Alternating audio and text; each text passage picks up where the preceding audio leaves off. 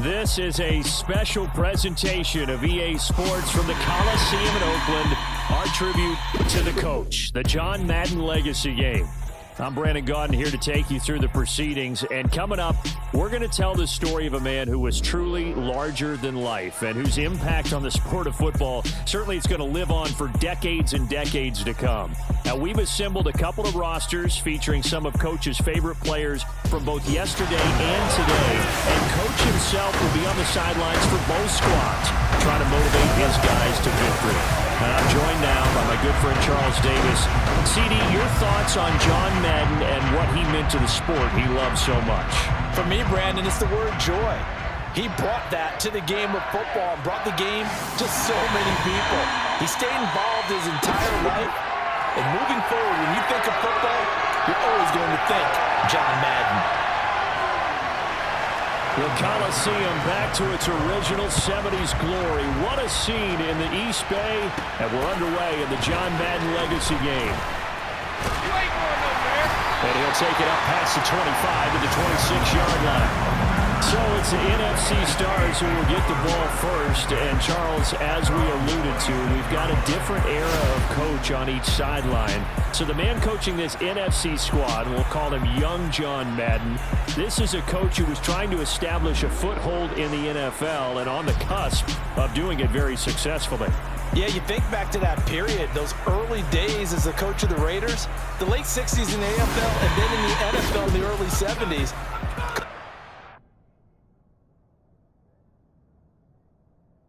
He's ahead of his time. The Raiders were one of the first teams to have mini camps, one of the first to film practice, because he wanted to practice coaching as much as he could. And his teams, they were successful right from the start of his head coaching tenure. Favre's throw here, hauled in by Cup. So as we mentioned at the top, let's take you through the life of John Madden. And you know, it's very fitting that we're here back in the Bay Area, not just because John's so associated with Raider football, but also because this was where he spent his formative years. Yeah, he grew up over in Daly City with his buddy John Robinson, who would also become an NFL head coach. He played his high school ball at Jefferson High, eventually wound up playing tackle at the University of Oregon, and later Cal Poly San Luis Obispo. Played well enough that in 1958, he was a 21st round draft pick of the Philadelphia Eagles. That's right, the draft had 30 rounds then.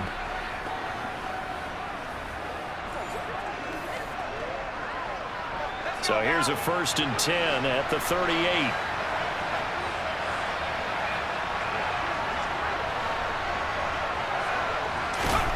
To throw is Favre. Over the middle, complete. That's Moss. But Charles, you mentioned Coach was a 21st round draft pick back in 1958. Was the Philadelphia Eagles who selected him. But unfortunately for John, knee problems, they just continued to dog him. He was hurt in his first training camp. Actually never saw the field as a player in the NFL. But it was still during his time with the Eagles. You and I were talking about this before going on air. That you could start to see the light bulb going on for what his career path might entail. And it went on in a big way, didn't it? Because while he was rehabbing his knee, he started to spend a lot of time breaking down film with the Eagles. With quarterback Norm Van Brocklin, the future Hall of Famer. Van Brocklin coached with the Falcons, he coached with the Vikings. And was there during that time. I think Coach Madden realized his love of football and love for teaching, combining all that together, and that meant being a football coach. So in 1960, began his coaching career at a small college south of San Luis Obispo called Allen Hancock, and then later at San Diego State University. Another legendary coach, the guy that could throw it around pretty well, Don Coryell. This one into the hands of Kittle, the tight end. And he will be very close to a first down, but I see the closed fist of the referee, and that means 4th down. So the completion good for 6 yards, and that's going to bring up a 4th down.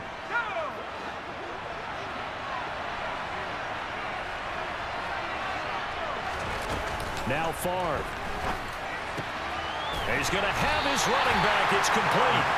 And yes, sir, that's going to be enough. The NFC tests their luck, and they get the conversion on 4th down. So we're through one at the Coliseum in Oakland. 0-0 our score.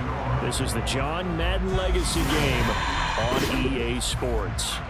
The NFC with the football here to begin the second quarter, as they've got it with a 1st and 10.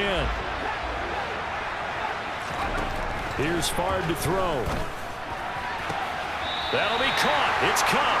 And they'll have it in the red zone before he crosses over out of bounds. Charles, you know, it was in the early 1960s that a young John Madden made the acquaintance of the owner of the Oakland Raiders, one Al Davis, of course, and the two, they really bonded, would become one of the best owner-coach duos in NFL history. And to take it a step further, Al Davis became someone who John referred to as his best friend. Yeah, 1967, Brandon, Al Davis hired Coach Madden to be a linebackers coach. Remember, this was still the AFL at that point. We had not merged totally with the NFL. And Coach Madden, he paid dividends almost immediately. Helped the Raiders win the AFL title in 1968. And that meant a date with the Green Bay Packers in what was now known as Super Bowl II. But by 1969, at the age of 32, just 32, Brandon, John Madden assumed the mantle of head coach of the Oakland Raiders. And what a ride the Raiders in the NFL were about to go on. It'll go down as a gain of 6. And now that sets up 3rd and 2. They'll come to the line, needing only 2 yards to gain the first here. Favre. That's to the right side, complete to Kittle. Touchdown! George Kittle from 10 yards out. And the NFC takes it all the way down the field to score on their opening drive. So they get their tight end away from the line to the outside, and he works his way in for 6. Tight ends are not just blockers anymore. I don't know how many more times we need examples, but here's a great one.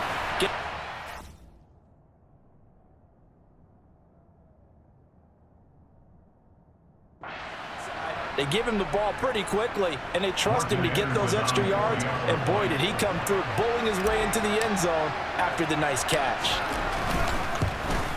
No, he missed the PAT. No good on the extra point, so a letdown there. And this will stay a 6-point ball game.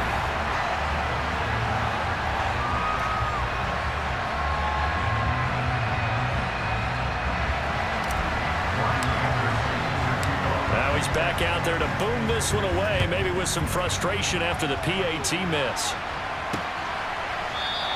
And Hall not going to bring this one out. So, Charles, as mentioned, we've got another Coach Madden over here on the A. This is a conference he battled in for his entire career. And you think about the landscape of the NFL as he was getting into the back half of his tenure.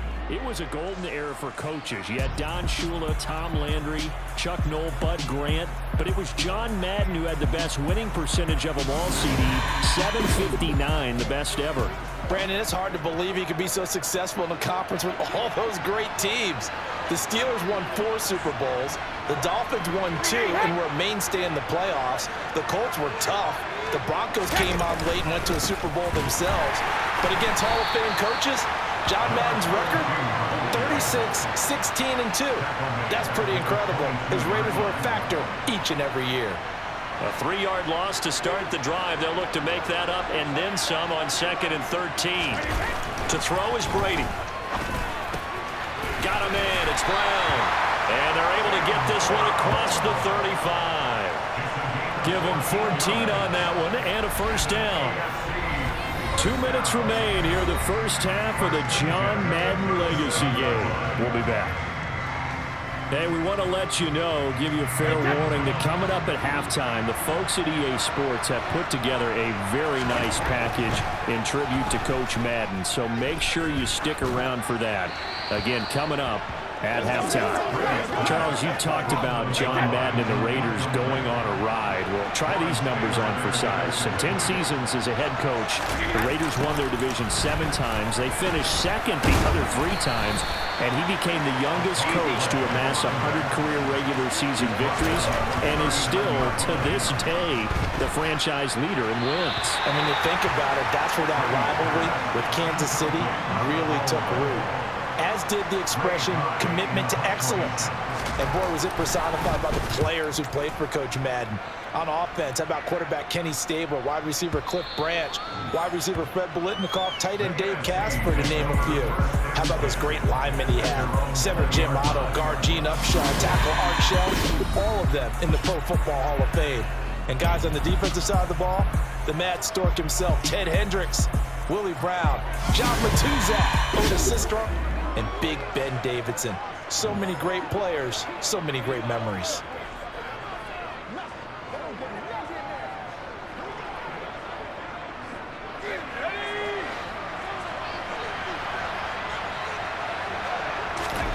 They'll throw on first down with Favre. That'll be caught by Cobb. He's tackled a yard short of the marker. Good gain of 9 on first down. Up at the 29 now, they'll head to the line. 2nd and a yard. Throwing is Favre. He rifles one, and that's going to be intercepted. Picked off by Stephon Gilmore. Well, this had trouble written all over from the start. He's got 2 extra defensive backs in the game he's got to deal with. They're in a dime set. So everywhere he's looking, he's seeing a different color jersey. And sure enough, this one winds up being intercepted. Now the AFC making their way out, and it's one of Coach's favorites, another local guy, Tom Brady, who will be at the controls. And boy, Coach always admired the way number 12 could run an offense, and especially his ability to stay calm under pressure. Tom Brady is a guy who's always looking downfield. He never looks at the rush. He hangs in the pocket, and he makes a throw. He's a cool guy. He's a tough guy. Let me tell you, there's no one calmer in the pocket than Tom Brady. And I know that Coach has a great appreciation for Tom Brady, who turned 45 back on August 3rd, because Coach coached a guy like him in George Blanda, who played a long time in the NFL. In this game, it features legends. He had plenty, and we talked about it, including the 10 straight winning seasons, a Super Bowl title. But like any great coach, he also suffered through a few tough losses along the way as well. And Brandon, those tough losses came in high-stakes games because they always had such great success. Think about it this way. 6 times in his 10 years, the Raiders were knocked out in either the AFL championship game or the AFC championship game. But might be a divisional round exit. That's the one that bothered him most of all. Three River Stadium, December 1972. Yes, the Immaculate Reception game. Franco Harris grabbing the ball that was deflected. Almost at his shoe tops, he picked it up and took it in for a game-winning score to give the Steelers a 13-7 victory. And it'll be intercepted. Ronnie Lott, the Hall of Famer, with a pick. And a big turnover there as his guys will get the football back. And as we've seen, points have been precious so far, and they just threw some away on that snap. And look, let's face it, as we advance further into this game, that play will be on the minds of everyone who's watching it. They wonder if this is the turning point. Is this the spot where those points were given away and could cost them a ball game? The NFC heading back out. Hall of Famer Randy Moss, a part of this offense. And Coach Madden, boy, he always appreciated the ferociousness with which number 84 attacked the football in the air. As Randy Moss says, just chunk it up there, dog, and I'll go get it. And, Coach, boy, did he ever go get it. Over 15,000 receiving yards, 156 touchdowns. And how about this? From his rookie year of 1998 until 2009, those were his prime seasons, right? He led the league in touchdowns 5 times, but even more so, he showed us all how to go up and get it. He's got a man, complete. And he's going to be marked down just inside the 35. You'd think defenses might be a little more prepared for plays like this because so many offensive coordinators, when they get the ball after a turnover, they do like to dial up a deep ball right away. And if I were a defensive coordinator in this league, that's exactly what I would say to my defense before they went out to play. In this case, though, they didn't get the message, and a big play resulted. So the big play changes the complexion of things. Here's 1st and 10 just outside the 30. Well, he tries to force it in, and it's intercepted. Picked off by Stephon Gilmore. And his guys have got it back at the closing stages of the first half. Second straight drive now here, Charles, that have ended with an interception. And I just wonder, because I don't think it's going to rattle him necessarily, but I also wonder if it's going to unnerve him a little bit. Does it lead to another one, or does he find a way to pull it together and become sharp again? Well, the AFC offense heading back out. You know, Charles, Coach really loved to utilize his tight ends in the passing game. You think about Dave Casper, Hall of Famer for those great Raider teams. And I think he saw a lot of Dave Casper in an all-Madden staple, Tony Gonzalez. Tony Gonzalez is the type of tight end I think everyone's looking for. He's a guy that can make some big plays from that tight end position. Let me tell you, You better make sure you have him accounted for on every play. And that's exactly right, because Dave Casper, he could shred defenses down the middle of the field, and that's exactly what Tony Gonzalez did in his entire career. We're coming up in the second half. We'll run through John's post-coaching triumphs, but for now, we present a special tribute to the man of the hour, narrated by the Raiders' own Trey Mosley.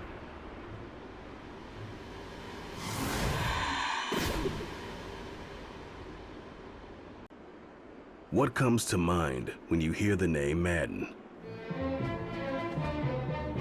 Is it the coach who led the Raiders to their first Super Bowl victory? Perhaps it's the broadcaster who entertained millions of fans. Or maybe it's the video game known simply by his name. But no matter what comes to mind when you hear the name Madden, everyone thinks of one thing: football. The core of it was football. It's the greatest game in the world. The left goes to the right goes to the left.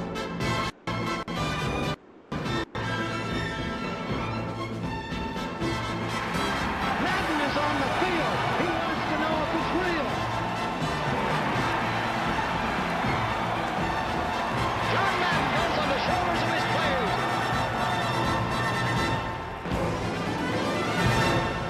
In my mind, John Madden is the most important figure in the history of professional football.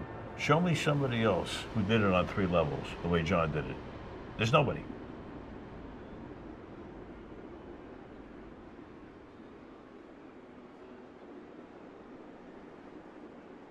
Boy, Charles, yeah, that is really well done. Coach was something else, wasn't he? I'm reminded what Al Davis said when he was inducted coach of the Pro Football Hall of Fame, Brandon.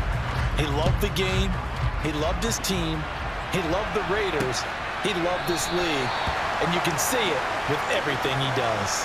No doubt. But it's quite possible, though, that now he would say, hey, enough of that. Let's play some football. For the second half, forthcoming from Oakland. Brady's throw into the hands of Gonzalez here. So now, Charles, to pick up the story we've been telling, John Madden at 42, he just completed a 10-year stint as the coach of the Raiders. He wants to step away a bit from the grind of coaching, but he doesn't want to step away from the game of football.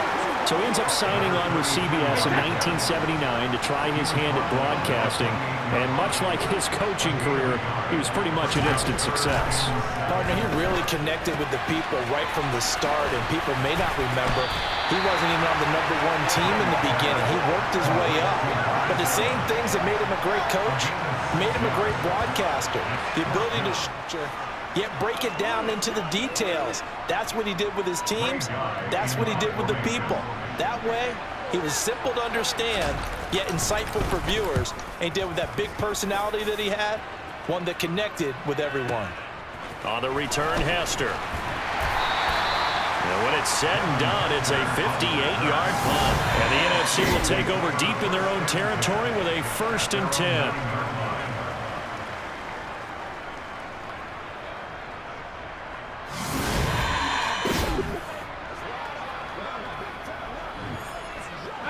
The offense for the NFC ready to get their next drive started. And both of these defenses have been stifling these last few drives offensively. Just not able to get anything going, so what needs to change? I think a lot of the guys will go back and review, so to speak, because everyone has someone assigned to how did each play work. Okay, what did we use that kind of worked for us during this game? Try and get back some of those plays, as well as the possibility of showing something you haven't shown already in this game and trying to change things up. We'll see if they take the advice of Mr. Davis. They get 7 out of that, so they're left with a 3rd and 3. So for Coach Madden, Charles, by 1981, his broadcasting career is really taking off. He's elevated to the network's #1 booth that calls all the big matchups. And he gets the plum assignment of calling Super Bowl 16, 49ers and Bengals, and he's teamed up with Pat Summerall. And that pairing ultimately would go on to be one of the most influential in sports broadcasting history. Influential not just in us listening to them. Remember, they went out and called 8 Super Bowls together, and how they put together kind of the template that all of us broadcasters follow now. sitting down with the head coaches and the quarterbacks and the stars of each team before a ball game to get extra information. And the way that those two paired together, Pat Summerall, short, concise, to the point, and turned it over to Coach Madden to fill in all the big details. Third quarter of a tight football game as we come up on a 2nd and 10. He sets to fire deep. And that's going to be incomplete. Good effort there trying to take a shot, but it's 3rd down. As you mentioned, CD, talking about John Madden, the broadcaster, he called 8 Super Bowls with Pat Summerall, 3 more with Al Michaels later in his career. He spent nearly 3 decades in the booth all told. And not only was he beloved for his mannerisms, we know that, but he was an innovator as well. Yeah, Brandon, you're talking about things like the telestrator, which totally And he's going to be intercepted a 3rd time. Picked up by the Hall of Famer, Junior Seau. Well, Charles, that is now 3 interceptions in 3 consecutive drives, and you can see he's just got a look of disgust and bad body language, understandably, as he walks off the field. And I think it comes from the fact that he's not sure what he sees down the field, Brandon. And that is caught for an AFC touchdown. Andre Reed, a 24-yard touchdown. And the AFC takes advantage of the interception, and they turn it into 6. But what a quick turnaround there. They get the football. Next play, boom, touchdown. I've been in a situation before where a turnover occurs. If you're over on the bench with your defensive mate and you talk about what to do on your next series, and all of a sudden you hear sudden change, you feel and defend right away. Not everyone is mentally prepared to go. Is that what is yelled on the sidelines a lot of times? That, among other things. Maybe some words we can't share here. Yeah, we'll just keep this with PG. CC violation. No doubt. Vinatieri able to tack on the PAT. And they take the lead here at 7-6. There's Vinatieri now to kick it away after the touchdown. This will be fielded inside the 5. And beyond the 20, but not by much. In fact, just a yard pass there to the 21. Ready to begin their next drive here, the NFC offense. Now, they've sort of lost their way, partner. How do they recalibrate and get this proverbial train back on track? Well, this is where leadership really comes into play. How's the head coach handling it? The offensive coordinator? Sometimes they just make a joke because, all right, guys, you had your fun? All right. Throw it out the window. Yeah, let's get back on track here. And sometimes that'll work just fine. I guess it's time now to lean on that leadership.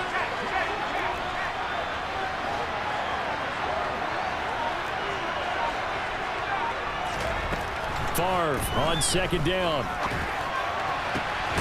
Man open, that's Deebo Samuel. And they nearly get this all the way to midfield. Mark him down at the 49. 27 yards there, a 1st down.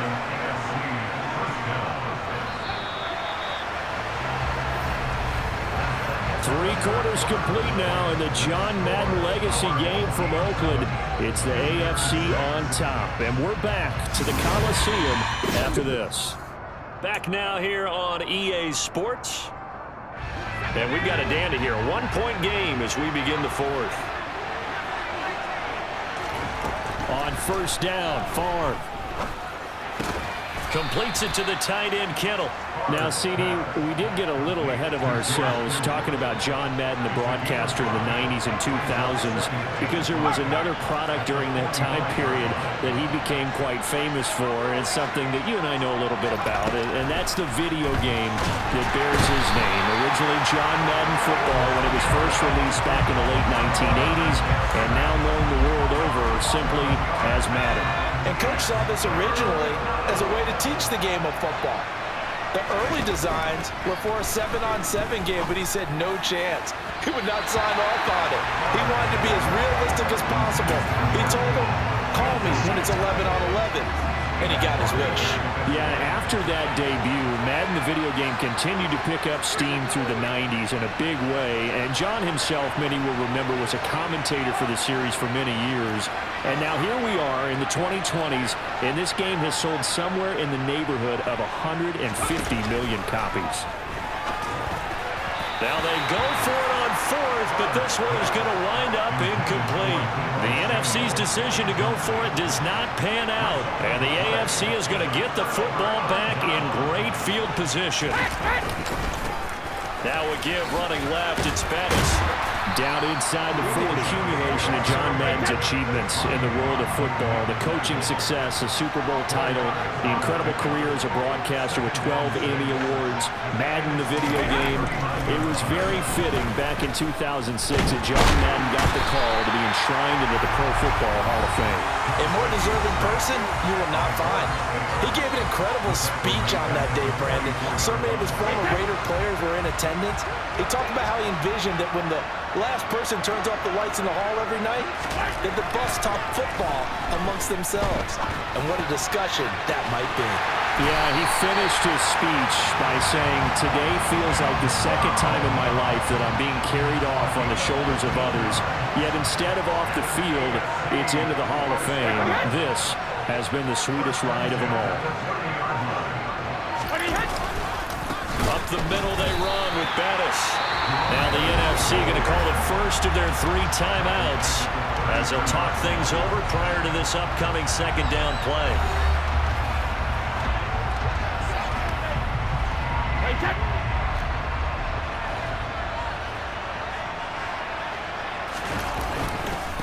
They'll run with Allen.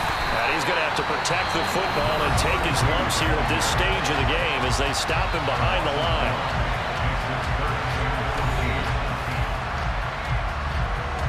Third down now. Those last 2 plays indicative of how things have gone for them. Just nowhere to go on the ground and struggling to put up points. And he is going to lose yardage here. Now the defense will burn their 3rd and final timeout. As it comes with 1:04 left to go in the game. So here we go. Maybe the biggest kick of the game forthcoming. This to get the lead up to 4. Vinatieri's kick is good. And they bump the lead up to 4 now at 10-6. So they hadn't called on him at all until this point, but he comes through here and buries one from long range. Yeah, that's awfully impressive because usually kickers have to get that first one out of their system in the first quarter, sort of get them into the flow of the game, but to come in this late and knock it down from long distance, give him a lot of credit. And he won't quite make it to the 25.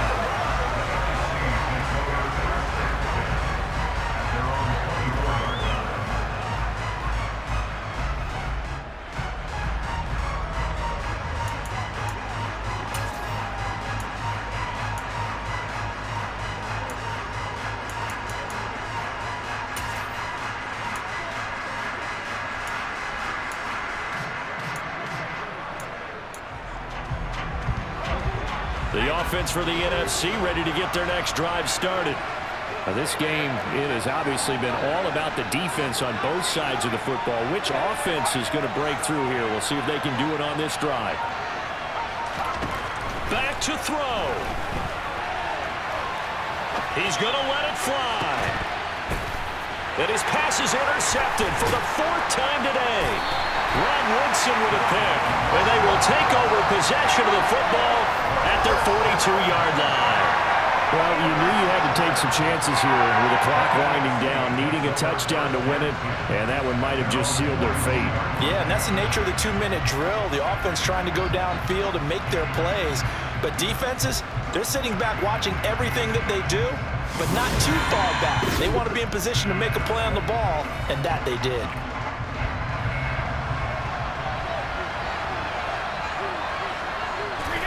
Victory very much in sight now as they'll take a knee. Well, this has certainly been special. And, Charles, as we wind down toward the end of this John Madden legacy game, your final thoughts? Well, let's face it, partner, it's going to be hard to overestimate the impact that he made, not just on the sport of football, but on his family, friends, players, co-workers, and in the lives of millions. So it's a win here for the AFC on an incredible afternoon of football and remembering the life of John Madden. Before we go, one final message, and for all of us at EA Sports, this one's for you, Coach.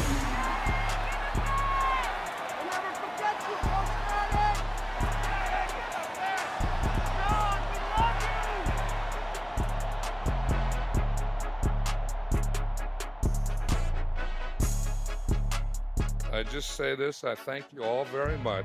This has been the sweetest ride of them all.